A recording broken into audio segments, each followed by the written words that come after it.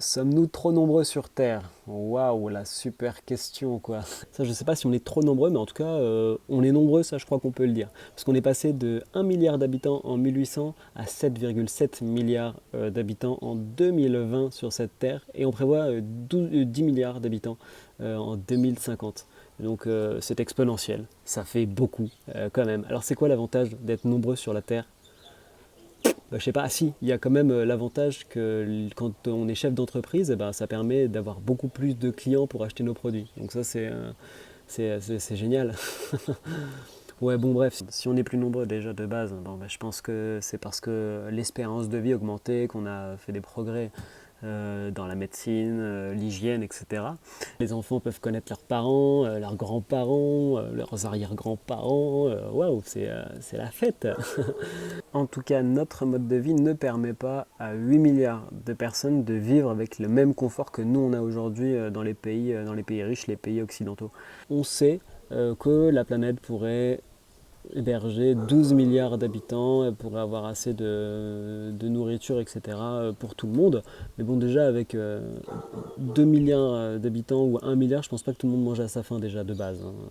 En 2019, il y avait 850 millions à peu près, je crois, de personnes qui souffraient de famine. Et avec le coronavirus, ça va être certainement beaucoup plus. Ça veut dire qu'en 1800, il y avait 1 milliard d'habitants, et ça veut dire qu'il y a à peu près le même nombre d'habitants aujourd'hui qui souffrent de la famine, soit la totalité de la population d'il y a 2 siècles. Donc apparemment, la modernité, ça profite pas à tout le monde hein, quand même, hein. Ouf, on est du bon côté. La difficulté, c'est d'arriver en fait à baisser le nombre d'habitants sur Terre. Parce que à moins que ce soit vraiment dramatique et qu'il y ait une guerre et qu'on décime la moitié de la population, de le faire de la manière la moins violente, ça serait de limiter les naissances. Et un contrôle de naissance, ça serait efficace uniquement dans les pays pauvres. Là où il y a le plus d'enfants. Sauf que ça serait encore aux pays riches de leur faire une leçon de morale en leur disant qu'il faut avoir moins d'enfants. Donc voilà, c'est toujours les mêmes qui subissent les conséquences des pays développés, quoi.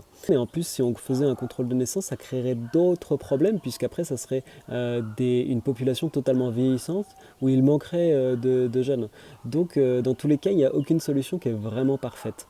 En fait, je crois qu'on maîtrise même pas toutes les conséquences de la surpopulation sur le long terme. C'est-à-dire que même si on a des prévisions des problèmes que ça peut amener, je pense qu'il y a plein de problèmes inconnus qui émergeront à d'autres moments. Juste cette action-là d'augmenter l'espérance de vie, on peut voir que ça crée plein d'autres conséquences qui elles-mêmes créent d'autres actions. Et on peut voir à quel point dans ce monde tout est interconnecté.